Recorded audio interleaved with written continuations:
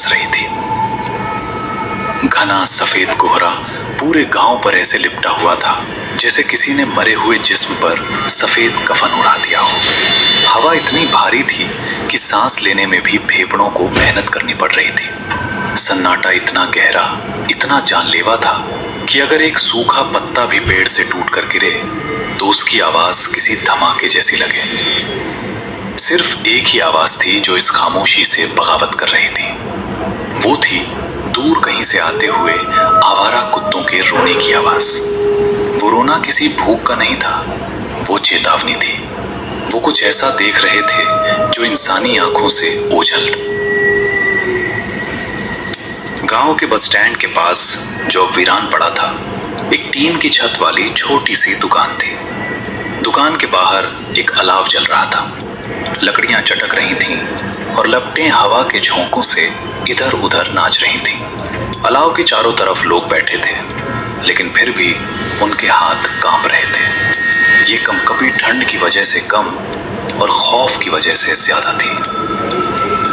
काका, क्या आपको लगता है लखा जिंदा होगा? जिंदा? बिरजू बेटा, मौत सिर्फ वो नहीं होती जब सांस रुक जाए। मौत वो भी होती है जब रूह जिस्म छोड़ दे पर जिस्म चलता रहे। लखा कल रात अपनी गाय ढूंढने गया था ना। मैंने कहा था, लखा अगर तू उस सरहद के पार गया तो वापस सिर्फ तेरा नाम आएगा, तू नहीं। अब शकुन, देखो आग भी चाय नहीं पी रही आज। काका, आपको पता है ना आज क्या है? आज अमावस है। मेरी दादी कहती थी कि जब चांद आसमान से गायब होता है तो सिंगा हवेली की मालकिन, वो नर्तकी चंद्रमुखी, अपनी नींद से जागती है। आज की रात हवा का रुख हवेली से गांव की तरफ होता है। सुना है आज भी वो अपनी टूटी हुई पायल पहनती है। अरे बस करो दीनू भाई, क्यों डरा रहे हो? हम सब जानते हैं वहां क्या होता है, लेकिन वो हवेली अब खंडहर है। वहां कोई नहीं रहता, सिर्फ चमगादड़ और सांप है वहां। सांप?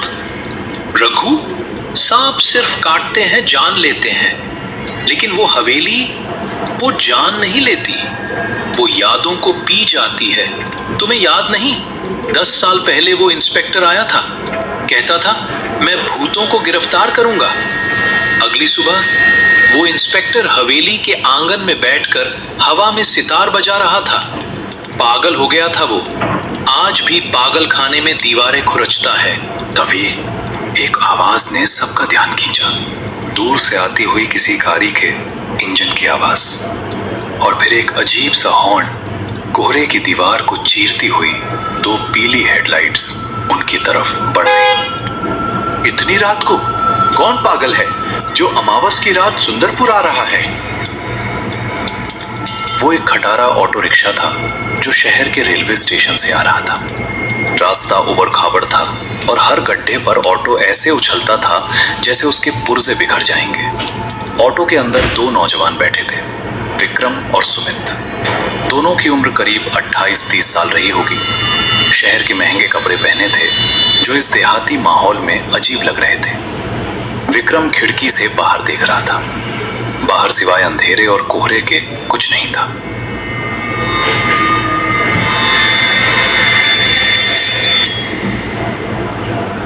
यार सुमित, मुझे अभी भी लग रहा है कि ये एक बहुत बड़ी गलती है। 6 साल, पूरे 6 साल हो गए हमें यहाँ से गए हुए। तेरा वो बैक टू रूट्स वाला भाषण सुनने में अच्छा था, लेकिन हकीकत देख रहा है, यहाँ सड़क तक नहीं है, नेटवर्क भी गायब है। अगर हमें कुछ हो गया तो एम्बुलेंस भी सुबह तक नहीं पहुंचेगी। अरे विक्की भाई, तू हमेशा नेगेटिव ही सोचता है। देख, शहर के शोर से कितना सुकून है यहाँ। और फिर पापा की आखिरी इच्छा थी कि हवेली, मतलब हमारा वो पुराना पुश्तैनी घर, एक बार रिपेयर हो जाए। हम उसे बेचने ही तो आए हैं, बस 1-2 दिन की बात है। और वैसे भी मुझे बचपन में ये गांव बहुत पसंद था। याद है, हम वो पीछे वाले बगीचे में क्रिकेट खेलते थे। बदल गई है। तभी ऑटो वाले ने अचानक ब्रेक मारा। ऑटो एक झटके के साथ रुका। विक्रम का सिर रॉड से टकराते टकराते बचा। अरे भाई, देख के चलाओ, क्या हुआ? गाड़ी क्यों रोक दी? साहब माफ करना, लेकिन मेरा ऑटो इससे आगे नहीं जाएगा। विक्रम ने सुमित की तरफ देखा। सुमित के चेहरे पर भी थोड़ी घबराहट आ गई थी। ऑटो वाले ने उनका सामान, 2 बैग जल्दी जल्दी सड़क पर उतारा। वो सामने देखिए, कोहरे के बीच वो सिंगा हवेली है। आज की रात उस रास्ते से गुजरना मतलब अपनी मौत को दावत देना है। पैसे आप आधे दे देना, पर मैं आगे नहीं जाऊंगा। क्या? अभी तो गांव का मोड़ आया है। हमारा घर तो वो पीपल के पेड़ के उस पार है। यहाँ बीच जंगल में कैसे उतरेंगे हम? एक सलाह मानिए साहब, अगर रास्ते में कोई आवाज आए, कोई आपको नाम से पुकारे या कोई सुरीला गाना सुनाई दे तो रुकना मत, बस चलते रहना, पीछे मुड़कर मत देखना। इससे पहले कि विक्रम कुछ और पूछता, ऑटो वाले ने किक मारी। ऑटो घर घर आया और फिर इतनी तेजी से यू टर्न लेकर भागा जैसे उसके पीछे कोई शैतान पड़ा हो। धूल और धुएं के गुबार में विक्रम और सुमित अकेले रह गए।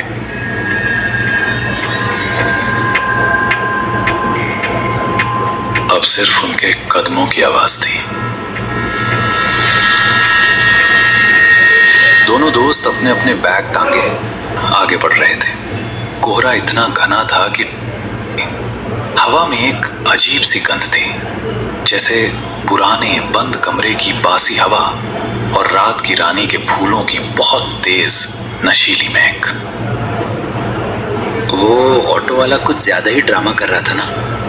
वैसे तुझे वो बचपन की कहानी याद है जो काका सुनाते थे कि उस हवेली में एक तवायफ रहती थी, चंद्रमुखी, जो अपने प्रेमी के इंतजार में गाते गाते मर गई। सुमित चुप रहे। तुझे पता है ना, मुझे इन सब बातों से नफरत है। कहानियां सिर्फ बच्चों को डराने के लिए होती हैं ताकि वो जल्दी सो जाएं। अचानक हवा रुकी, पेड़ों के पत्ते हिलना बंद हो गए। सन्नाटा इतना गहरा हो गया कि उनके कानों में सीटी बजने लगी। तभी सुमित रुका। विक्की, रुक। क्या हुआ? चलना जल्दी। तूने सुना? क्या? किसी के चलने की आवाज थी। कोई हमारे पीछे चल रहा था, बिल्कुल हमारे कदमों के साथ। कोई नहीं है सुमित, ये सिर्फ तेरा वहम है। और ये सूखे पत्ते हैं, हवा से उड़ रहे होंगे। नहीं यार, मुझे लगा जैसे किसी ने मेरा नाम फुसफुसाया। बस अब एक शब्द और नहीं। तूने हॉरर फिल्में ज्यादा देख ली हैं। देख, सामने गेट दिख रहा है, हम घर पहुंच गए। सामने अंधेरे में लिपटा हुआ उनका पुश्तैनी घर खड़ा था। ये घर कभी आलीशान रहा होगा, लेकिन आज ये किसी बूढ़े बीमार जानवर जैसा लग रहा था। दीवारों का प्लास्टर उखड़ चुका था। लोहे के गेट पर जंग की मोटी परत थी और घर के ठीक पीछे लगभग 200 मीटर की दूरी पर जंगल के बीचों बीच सिंगा हवेली का काला साया खड़ा था। हवेली की खिड़कियां टूटी हुई थी, जो अंधेरे में किसी खोपड़ी की खाली आंखों जैसी लग रही थी। जैसे ही उन्होंने गेट खोला, एक लालटेन की रोशनी उनकी तरफ पड़ी।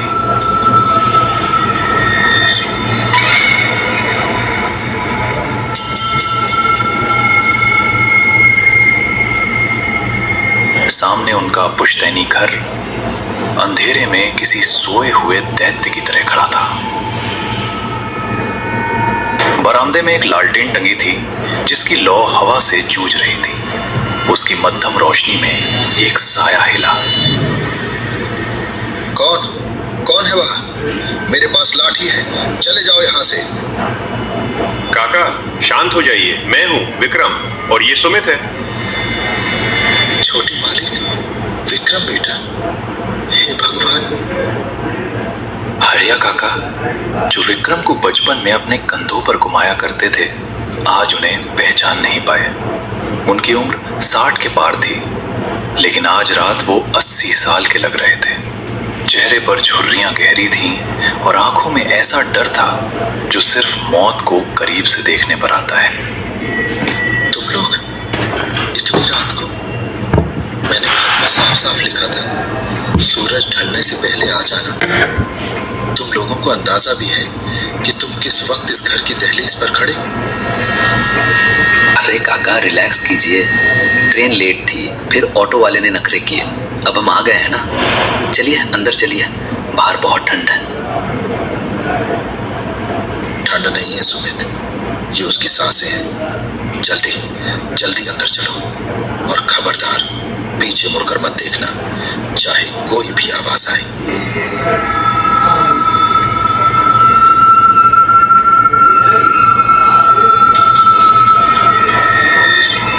काका ने उन्हें लगभग खींचते हुए घर के अंदर किया और दरवाजे पर एक नहीं 3-3 सिटकनी लगा दी। फिर उन्होंने दरवाजे पर कान लगाकर कुछ सुनने की कोशिश की। बाहर हवा का शोर था और शायद बहुत दूर किसी पायल की हल्की सी झनकार। काका ने राहत की सांस ली। घर के अंदर की हवा बाहर से भी ज्यादा भारी थी। हॉल में अंधेरा था। फर्नीचर पर सफेद चादरें ढकी थी जो धूल की वजह से भूरी हो चुकी थी। कोनों में मकड़ी के जाले ऐसे लटक रहे थे जैसे किसी ने पुराने धागे छोड़ दिए हों। काका, यहाँ तो सांस लेना भी मुश्किल है। आपने सफाई नहीं करवाई? मालिक, मैं दिन के उजाले में ही आता हूँ। इस घर में रात गुजारने की हिम्मत अब मुझ में नहीं रही। क्यों काका? ये घर तो हमें बचपन में बहुत पसंद था। याद है विक्की, हम छुपम छुपाई खेलते थे। काका, वो हमारा पीछे वाला कमरा, ब्लू रूम, वो तैयार है ना? हम वहीं सोएंगे। वहां से पूरा जंगल और हवेली दिखती है। नहीं, खबरदार जो उस तरफ कदम भी बढ़ाया। वो कमरा अब वो कमरा नहीं रहा, वो रास्ता बन चुका है। मैंने उस कमरे के दरवाजे पर ताला जड़ दिया है। काका, आप होश में तो हैं? वो सिर्फ एक कमरा है। उसकी खिड़की से व्यू अच्छा आता है, इसलिए सुमित वहां जाना चाहता है। खिड़की दोनों तरफ से खुलती है बेटा, तुम बाहर का नजारा देखोगे। लेकिन अगर उसने तुम्हें देख लिया तो क्या होगा? पिछले महीने रामू का जवान बेटा सिर्फ कौतूहल में उस खिड़की के पास खड़ा था।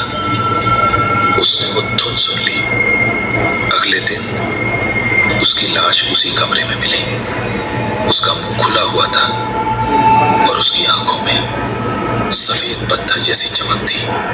काका की बात सुनकर हॉल में एक भारी खामोशी छा गई। सुमित की नजर अनजाने में हॉल के उस कोने में चली गई जहां अंधेरे में वो वर्जित दरवाजे पर एक बड़ा जंग लगा ताला लटका हुआ था। क्या इस घर में कोई बिल्ली है? मुझे लगा जैसे किसी के नाखूनों से लकड़ी खुरचने की आवाज आ रही है उस बंद कमरे की तरफ से। विक्रम, तूने काका की बातें दिल पे ले ली हैं। ये पुराना घर है, लकड़ियां चटकती हैं, चूहे होंगे। खाना खा और सो जा। सुबह होते ही हम इंजीनियर को बुलाकर काम शुरू करेंगे और शाम तक वापस शहर निकल जाएंगे। हाँ बेटा, सो जाओ। मैंने तुम दोनों का बिस्तर यहीं हॉल में लगाया है। मैं बरामदे वाले कमरे में सोऊंगा। और सुनो, अगर रात को प्यास लगे तो मटका यहीं पास में रखा है। उस तरफ मत जाना। चाहे कोई रोए चाहे कोई गाए, हिलना मत। विक्रम, सुमित प्लीज सो जा, सुबह बात करेंगे।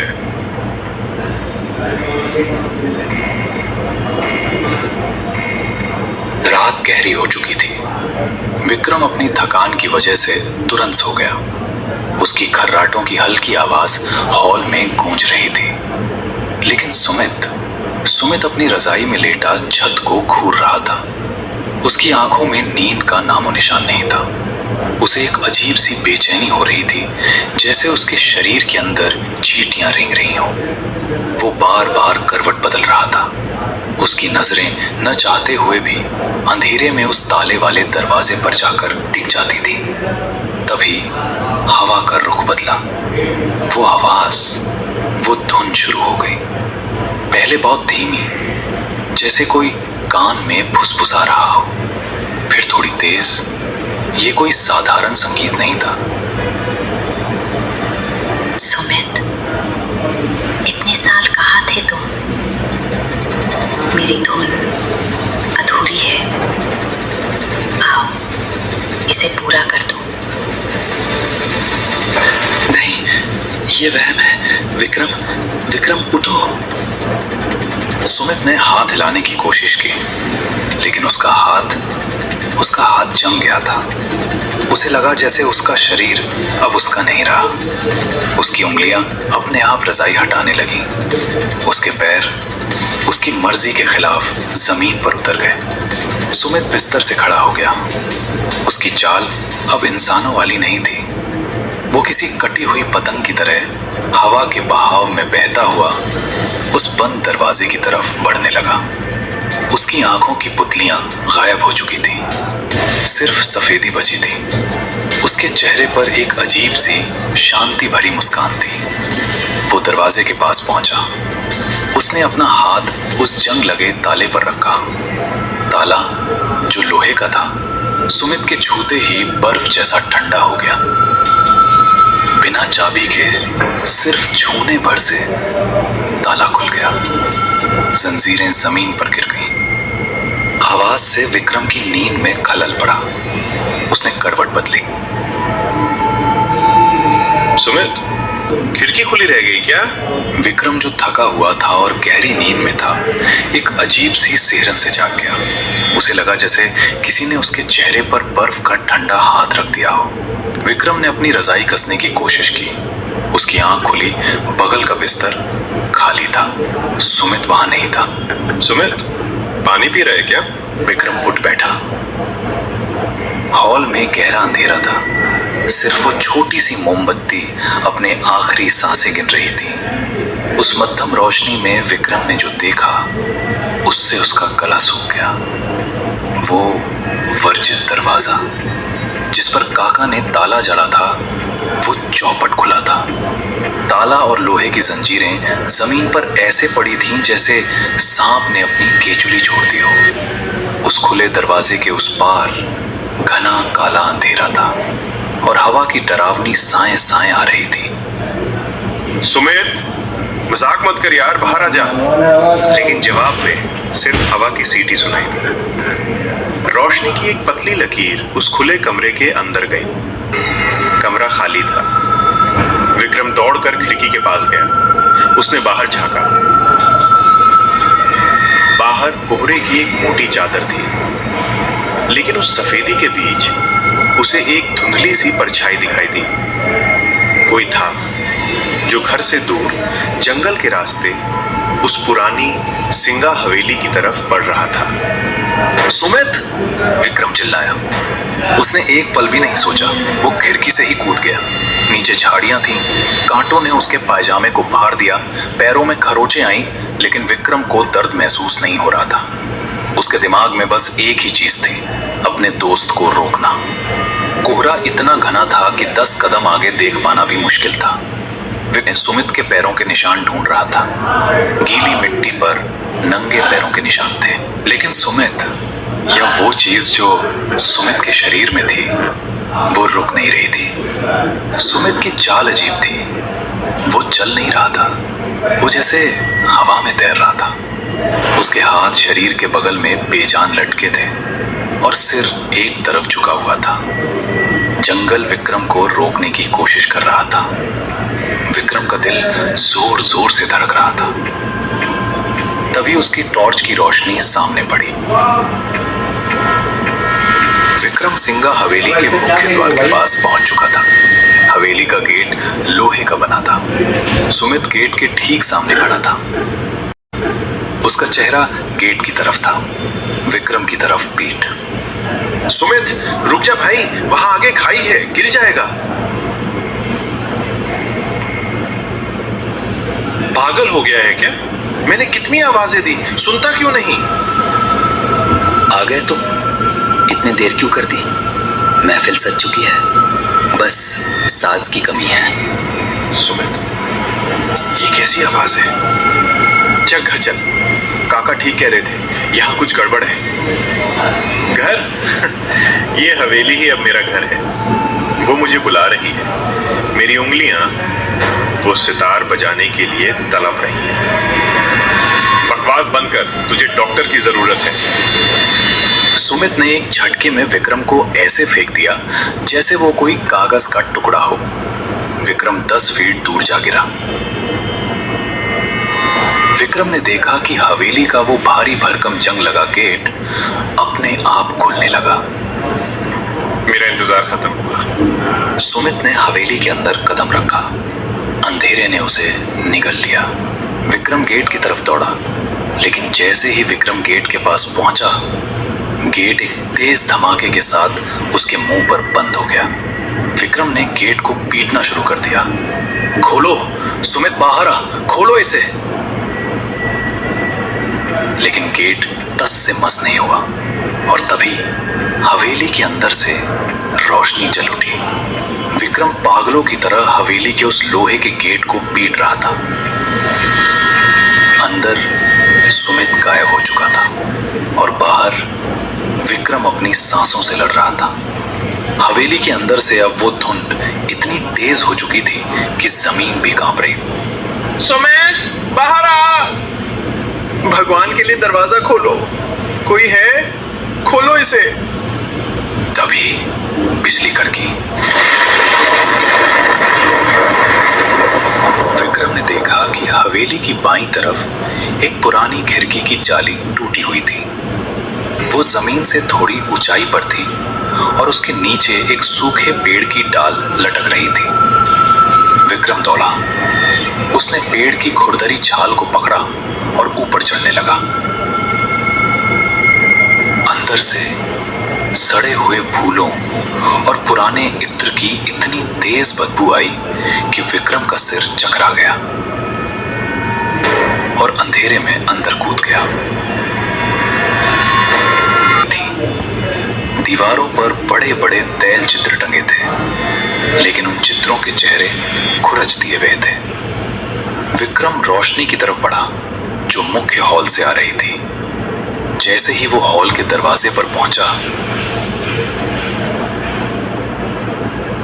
उसके पैरों तले जमीन खिसक गई। फर्श पर बेशकीमती कश्मीरी कालीन बिछा था और वहां महफिल सजी थी। हॉल के किनारों पर लोग बैठे थे। वो बिल्कुल शांत थे। उनमें से एक को विक्रम ने पहचान लिया। वो रघु था, गांव का वो लड़का जो पिछले हफ्ते गायब हुआ था। रघु, तुम यहाँ हो? चलो भागो यहाँ से। रघु का चेहरा इंसान का नहीं था। उसकी त्वचा स्लेटी रंग की हो चुकी थी। उसकी आंखें पथरा गईं। रघु के पास गया। विक्रम ने पीछे देखा। बाकी लोग भी सब के सब पत्थर बन चुके थे। ये वो बदकिस्मत लोग थे जिन्होंने वो धुन सुनी थी। हवेली ने उन्हें मारा नहीं था, उन्हें अपना दर्शक बना लिया था, हमेशा के लिए। तभी विक्रम की नजर हॉल के बीचों बीच गई। वहां हवा में जमीन से 5 फीट ऊपर एक लाल रंग का सितार तैर रहा था। उस सितार के तार अपने आप हिल रहे थे। कोई अदृश्य उंगलियां उसे बजा रही थी और उस सितार के ठीक नीचे सुमित खड़ा था। सुमित का शरीर हवा में थोड़ा ऊपर उठ रहा था। उसका हाथ धीरे धीरे उस सितार की तरफ बढ़ रहा था। जैसे ही वो उसे छुएगा, उसका भी वही हाल होगा जो रघु का हुआ। कितनी सुंदर है ये। मेरे हाथ इसे छूना चाहते हैं। सुमित, नहीं, पीछे हट। वो साज नहीं, वो मौत है। विक्रम सुमित की तरफ दौड़ा, लेकिन जैसे ही उसने हॉल के बीच वाले हिस्से में कदम रखा, एक अदृश्य दीवार ने उसे टक्कर मारी। विक्रम गिर पड़ा। हवा में एक गूंजती हुई क्रोधित औरत की आवाज आई। खामोश। मेरी महफिल में शोर मचाने की जरूरत कैसे हुई? ये मेरा नया साजिंदा है। बरसों पहले उन्होंने मेरे हाथ काट दिए थे ताकि मैं बजा न सकूं। कहा था तेरी कला सिर्फ हमारे लिए है। जब उन्होंने मुझे मारा तो मैंने कसम खाई थी, अब मैं खुद नहीं बजाती, मैं दूसरों के हाथों से बजाती हूँ। और जब वो बजाकर थक जाते हैं तो मैं उन्हें अपनी कला बना लेती हूँ, पत्थर की मूरत। नहीं, मैं सुमित को पत्थर नहीं बनने दूंगा। मुझे इस आवाज को रोकना होगा, मुझे इस साज को तोड़ना होगा। विक्रम ने इधर उधर देखा। हॉल की छत बहुत ऊंची थी और ठीक उस तैरते हुए सितार के ऊपर एक विशाल लोहे का झूमर लटक रहा था। उसकी रस्सी पुरानी थी और दीवार के कोने में एक खूंटी से बंधी थी। वक्त बहुत कम था। सुमित, मैं तुझे कुछ नहीं होने दूंगा। विक्रम ने इधर उधर देखा। हॉल की छत बहुत ऊंची थी और ठीक उस तैरते हुए सितार के ऊपर एक विशाल लोहे का झूमर लटक रहा था। उसकी रस्सी पुरानी थी और दीवार के कोने में एक खूंटी से बंधी थी। वक्त बहुत कम था।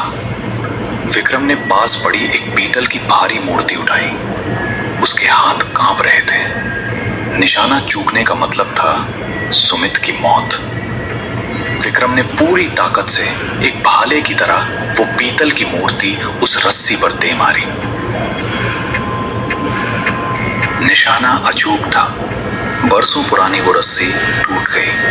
हजारों किलो वजनी वो लोहे का झूमर गुरुत्वाकर्षण की रफ्तार से नीचे आया। जैसे ही सितार टूटा, वो सुरीली धुन एक भयानक चीख में बदल गई।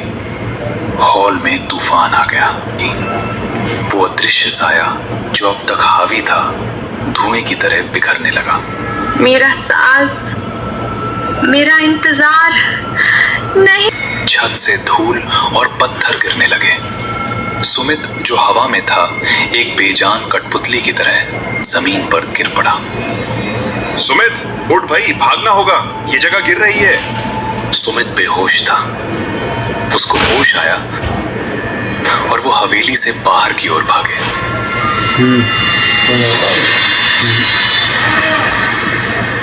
जैसे ही वो बाहर आए, धूल का एक विशाल गुबार उठा और फिर सब कुछ शांत हो गया।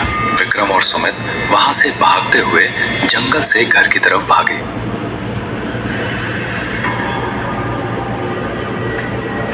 लेकिन वो अब बहुत डर में, जिसकी वजह से वो कुछ समझ नहीं पाया और वहीं बैठ गया और उन्हें पता नहीं चला सुबह हो गई। विक्की, हम कहाँ हैं? मेरे सिर में दर्द हो रहा है और वो गाना बंद क्यों हो गया? गाना खत्म हो गया भाई, साज टूट गया, महफिल उठ गई। सुमित, आज हमने सिर्फ अपनी जान नहीं बचाई, तुमने इस गांव को एक सदियों पुराने श्राप से आजाद कर दिया। शायद उन्हें भी मुक्ति मिल गई।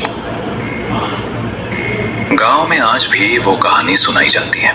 कहते हैं अमावस की रात को अब वहां से रोने की आवाज नहीं आती। लेकिन अगर आप